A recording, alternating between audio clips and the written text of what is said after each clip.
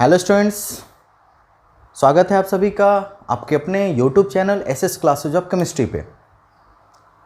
मैं रितेश सिंह, आपका chemistry teacher, हाजिर हूँ फिर से एक बार केमिस्ट्री में एक नए कंसेप्ट को पढ़ाने और समझाने के लिए। तो हम लोग some basic concept of chemistry में मोल कंसेप्ट का लगातार 3 वीडियो कर चुके हैं, है ना। मोल कंसेप्ट का डिफिनीशन, फिर मोल concept in terms of mass, mole concept in terms of volume, और ये stoichiometry and stoichiometric calculation. Okay, तो आइए हेडिंग देते हैं स्टाइकियोमेट्री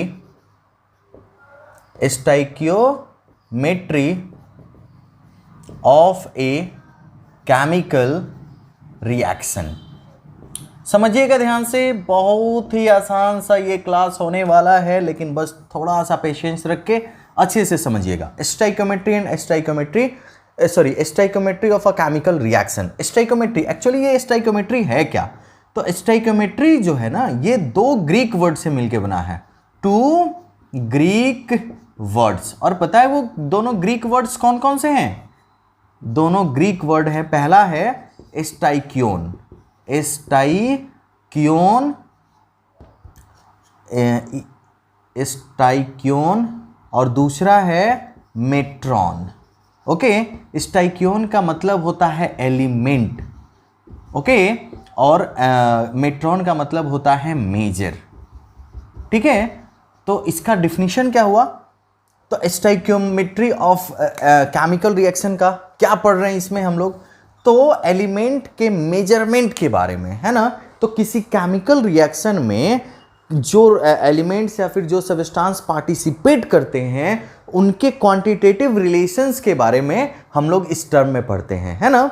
तो स्टाइकोमेट्री क्या कहता है कि the quantitative relationship between reactants and products in a chemical reaction is known as stoichiometry of a chemical reaction. Okay, चलिए तो देखते हैं इस चीज को। जैसे सबसे पहले इसके लिए आपको एक केमिकल रिएक्शन लेना होगा। फॉर एग्जांपल हम लोग ले रहे हैं यहाँ पे N2 प्लस H2 मिलके ये बना दिया अमोनिया, NH3। हैबर्स प्रोसेस में हम लोग अमोनिया बनाते हैं ना। अब इस रिएक्शन में स्टाइकोमेट्री आप तभी कैलकुलेट कर सकते हैं, या फिर स्टाइकोमेट्री के बारे में आप तभी पढ़ सकते हैं, सबसे पहले रिएक्शन, ये इक्वेशन बैलेंस होना चाहिए। ओके, तो आप सबसे पहले इक्वेशन को बैलेंस कर लीजिए। नाइट्रोजन 2 है, यहाँ पे 1 है, इसका मतलब यहाँ पे 2 लगाना पड़ेगा, और हाइड्रोजन हो जाएगा 6, तो यहाँ पे लगाना पड़ेगा 3। अब जो नाइट्रोजन के पहले कोई नंबर नहीं है, इसका मतलब है 1। हाइड्रोजन के पहले कोई नंबर है, मतलब 3 है, तो 3, और NH3 के पहले 2 है, तो इसको हम लोग बोलते हैं स्टाइकोमेट्रिक कोएफिशिएंट। ध्यान से देखिएगा, इसको हम लोग क्या बोलते हैं? इसको हम लोग बोलते हैं स्टाइकोमेट्रिक भी बोलते हैं, स्टाइकोमेट्रिक कोएफिशिएंट। अगर पूछेगा नाइट्रोजन का स्टाइकोमेट्रिक कोएफिशिएंट क्या है, तो 1। हाइड्रोजन का स्टाइकोमेट्रिक कोएफिशिएंट क्या है? 3। अमोनिया का स्टाइकोमेट्रिक कोएफिशिएंट क्या है? 2, है ना। तो the number which is used to balance a chemical equation is known as stoichiometric coefficient of that element और दैट सब्सटेंस। ओके, तो स्टाइकोमेट्रिक कैलकुलेशन के लिए सबसे पहले हम लोग को केमिकल इक्वेशन को बैलेंस करने आना चाहिए, है ना। और आपको केमिकल इक्वेशन को बैलेंस करने आता ही है। अगर नहीं आता है तो एक वीडियो हम लोग केमिकल इक्वेशन के बैलेंस करने पे भी बना लेंगे। बहुत ही आसान सा प्रोसेस होता है, हिट एंड ट्रायल मेथड से हम लोग इसको बैलेंस करते हैं। ध्यान से देखिएगा, तो जब आप ये इक्वेशन लिख लिए, तो इसमें अब क्वांटिटेटिव रिलेशंस को कैसे लाएं, इसको हम लोग समझते हैं। बहुत ही आसान और बहुत ही इंपॉर्टेंट है, तो आपको इसके लिए मोल कंसेप्ट पूरा अच्छे से सारा वीडियो आना चाहिए, है ना। तो सबसे पहले अगर हम लोग देखें इनका मोल्स का रिलेशन, है ना, तो हम लोग क्या बोल सकते हैं कि 1 मोल ऑफ N2, सुनिएगा ध्यान से, 1 mole of N2 reacts with 3 mole of H2, मतलब 1 mole of nitrogen reacts with 3 mole of hydrogen, then 2 mole of ammonia is produced. जब 1 मोल नाइट्रोजन 3 मोल हाइड्रोजन के साथ रिएक्शन करेगा तो 2 मोल अमोनिया का फॉर्मेशन होगा।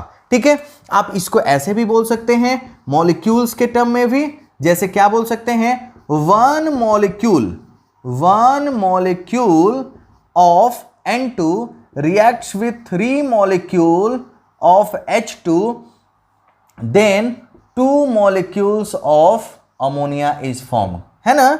फिर अगर आप पार्टिकल्स के टर्म में लें, है ना, तो 1 मोल में कितने पार्टिकल्स होते हैं पता है ना आपको, 6.022 into 10 to the power 23 particles.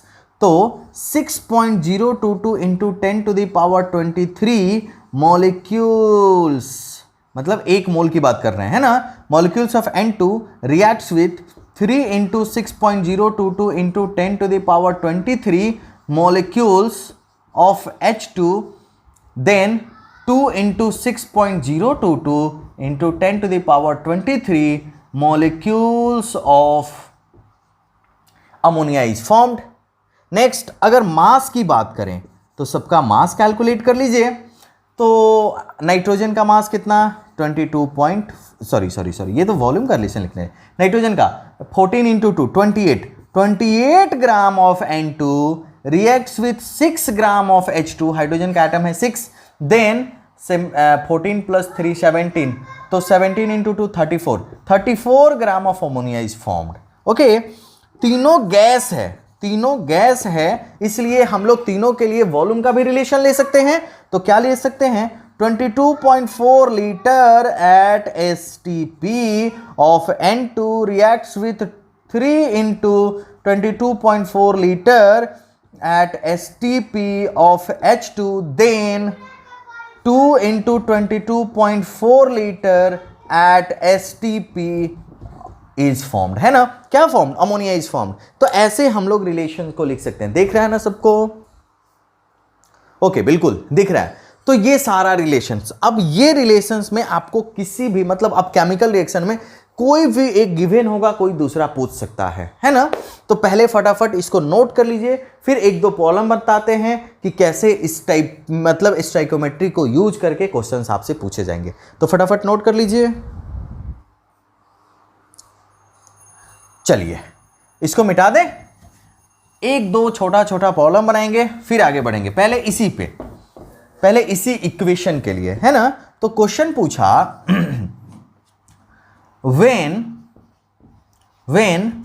3 mole of N2 reacts with H2, then how many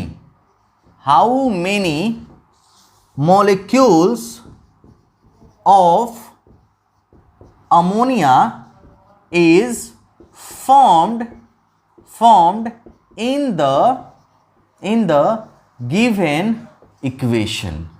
तो आपके सामने एक इक्वेशन गिवन है, कौन सा, N2 प्लस H2 मिलके बनाया अमोनिया, है ना। आप इसको सबसे पहले बैलेंस कर लीजिए। अगर बैलेंस करके दिया हुआ है तो ठीक है, नहीं दिया हुआ है तो बैलेंस कर लीजिए।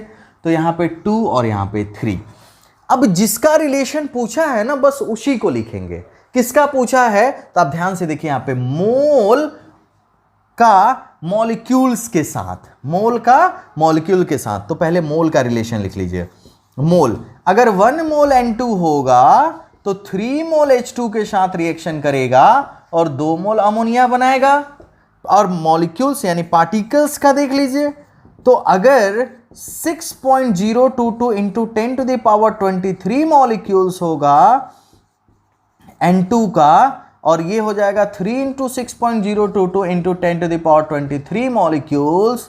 अभी स्टार्टिंग में हम लिख के आपको समझा रहे हैं, बाद में ये भी नहीं लिखना पड़ेगा, क्वेश्चन करते करते आपको खुद प्रैक्टिस में आ जाएगा आपके। तो 2 into 6.022 into 10 to the power 23 molecules किसका, अमोनिया का बनेगा। अब देख लीजिए किसका पूछा है, तो 3 मोल ऑफ N2। तो पहले ये देखिए कि 1 मोल N2 कितना मॉलिक्यूल अमोनिया बनाता है, तो 2 into 6.022 into 10 to the power 23। तो सबसे पहले लिखेंगे since 1 mole of N2 reacts with H2 produce 6.022 into 10, sorry 2 into 6.022 into 10 to the power 23 molecules. Okay, so that 3 mole of N2 reacts with H2 produce 2 into 6.022 into 10 to the power 23 by में 1, तो 1 मोल का आ गया। अब कितने मोल का चाहिए? 3 मोल का, तो ले लीजिए 3 मोल का। 3 इंटू 2 6 और 6 2 जा 12, 1 6 2 जा 12 13 1 और 36.132 into 10 to the power 23 molecules. अब इसको साइंटिफिक नोटेशन में कन्वर्ट कर लीजिए, 3.6132 into 10 to the power 24 molecules, और ये रहा आपका आंसर। ठीक है, तो इस तरीके से हम लोग स्टोइकियोमेट्री वाले कैलकुलेशन को सॉल्व करते हैं।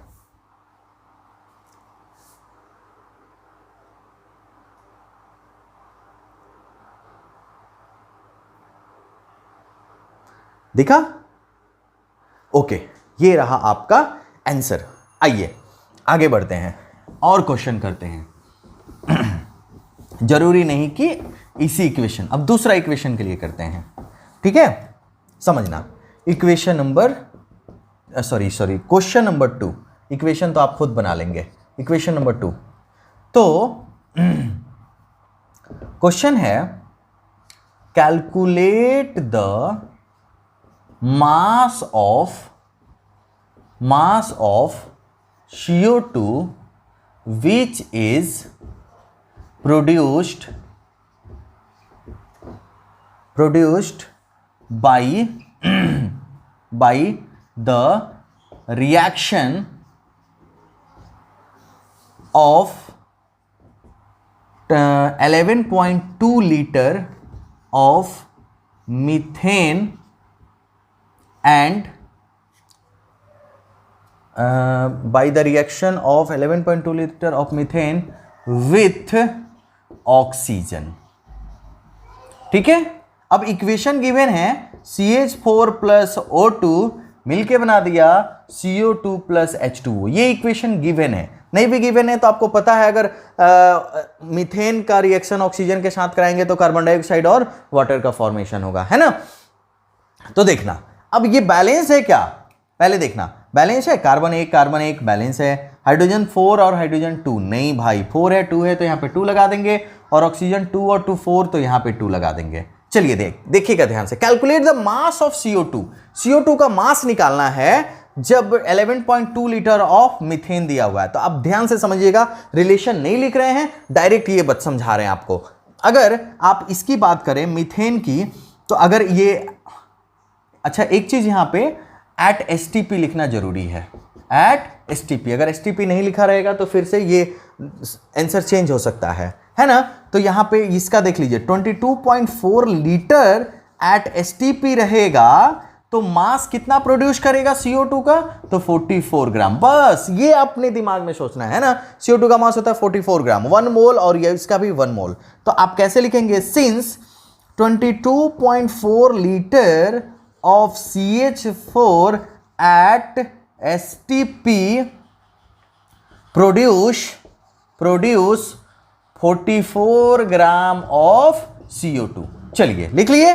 So that 11.2 liter of CH4 at STP produce 44 by 22.4 into 11.2 litre, यहां भी लीटर और ये तो ग्राम में है। तो चलिए इससे ये जाएगा तो कितना आएगा, 2 से ये जाएगा तो 22, इक्वल टू में 22 ग्राम ऑफ CO2 आंसर। देखिए कितना आसान है। बस पहले आपको ये सोचना है कि क्या पूछ रहा है और क्या गिवन है। जो पूछ रहा है, जो गिवन है, उसका हम लोग सबसे पहले स्टोइकियोमेट्री के हेल्प से एक रिलेशन ले लेंगे और उस रिलेशन का फिर से उस रिलेशन में जो गिवन वैल्यू उसको पुट करेंगे तो हमारा आंसर आ जाएगा। ओके, चलिए एक और क्वेश्चन नंबर 3 आइए ट्राई करते हैं। पहले इसको कर लेते हैं इरेज। तो स्टूडेंट समझ में आ रहा है? बिल्कुल, पढ़ते रहिए, समझते रहिए। क्वेश्चन नंबर है 3, एक आसान सा क्वेश्चन क्या है, तो calculate the volume of water vapor at STP when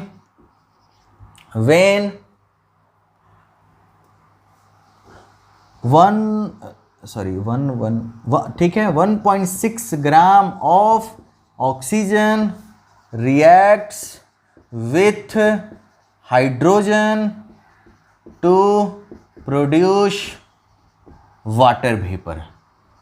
ठीक है, वाटर वेपर। ध्यान से देखना, तो हाइड्रोजन और ऑक्सीजन का रिएक्शन हो रहा है, वाटर वेपर बन रहा है, तो H2 gas O2 gas reaction होगा, बना देगा H2O गैस, यहां पे वाटर वेपर बोल रहा है। तो अब समझिएगा ध्यान से, तो इसको बैलेंस कीजिए, हाइड्रोजन 2 है, हाइड्रोजन 2, ऑक्सीजन 2 है, 1 है, यहां पे 2 करेंगे और यहां भी 2 करेंगे। ओके, अब समझना कि रिलेशन किसका है, 1.6 ग्राम ऑफ O2, फटाक से इसका मास लिख लीजिए, कितना ग्राम, 32 ग्राम, 1 मोल में कितना ग्राम, 32 ग्राम। वॉल्यूम ऑफ वाटर, और यहां पे वॉल्यूम लिख लीजिए 2 × 22.4 लीटर एट STP। बस ये सोचना है आपको। जो अब जैसे मास गिवन है, यानी मास और वॉल्यूम का रिलेशन पूछ रहा है, तो ये रहा मास और ये रहा वॉल्यूम। मास किसका, तो O2 का, तो O2 का मास, वॉल्यूम किसका, वाटर वेपर का, तो यहां पे वाटर वेपर का वॉल्यूम। ओके, तो सिंस देखना कितना आसान है, 32 gram of O2 produce 2 × 22.4 litre of H2O at STP। बताइए कोई डाउट, बिल्कुल नहीं। इसलिए so that 1.6 gram of O2 produce 2 × 22.4 litre by में 32 ग्राम इंटू 1.6 ग्राम, पॉइंट आएगा नीचे आएगा 0, इससे ये जाएगा तो 2 से 2 चला गया, ग्राम से ग्राम चला गया, लीटर बचेगा कितना, तो 22, अच्छा बाई में 10 है, तो ये हो जाएगा 2.24 litre of H2O at STP, answer. ठीक है, तो इस तरीके से हम लोग स्टोइकोमेट्री और स्टोइकोमेट्री के क्वेश्चंस को हम लोग सॉल्व करते हैं। ठीक है, अभी ये क्लास खत्म नहीं हुआ है, फिर से मोल कंसेप्ट पे एक और वीडियो आएगा, जिस वीडियो में हम लोग सबसे पहले लिमिटिंग रीजन के बारे में पढ़ेंगे और उसके बाद स्टोइकोमेट्री पे ढेर सारा क्वेश्चन करेंगे, कुछ कंपटीशंस का क्वेश्चन, कुछ ऐसा ही आसान से क्वेश्चन, है ना, जिससे हम लोग मोल कंसेप्ट के सभी टाइप के प्रॉब्लम्स को सॉल्व कर पाए। ठीक है, तो मेरे प्यारे विद्यार्थियों, हम लोग का मोल कंसेप्ट का ये 4th लेक्चर था, 5th लेक्चर होगा आगे, अगर ज़रूरत पड़ेगी तो 6th वीडियो यानी 6th लेक्चर भी हम लोग करेंगे, जिससे आपको कोई परेशानी नहीं हो। सबसे पहले मेरी यही इच्छा है कि आपको बिना कोचिंग भेजे सारे प्रॉब्लम्स का, मतलब सारे चैप्टर्स का अच्छे से पढ़ा देना आपको, है ना, जिससे आप हर चीज़ को कंप्लीट कर पाएँ, है ना। तो जुड़े रहिए हमसे हमारे YouTube चैनल पे। अगर आपका कोई सजेशन है तो आप हम मेल कर सकते हैं, या फिर फेसबुक पेज पे, वहाँ पे जाके आप कमेंट कर सकते हैं, वीडियो पे कमेंट कर सकते हैं। ओके, मिलते हैं फिर से नेक्स्ट वीडियो में, तब तक आप रेगुलर स्टडी करते रहिए। आपका हमसे जुड़ने के लिए बहुत बहुत धन्यवाद। आपका दिन शुभ हो।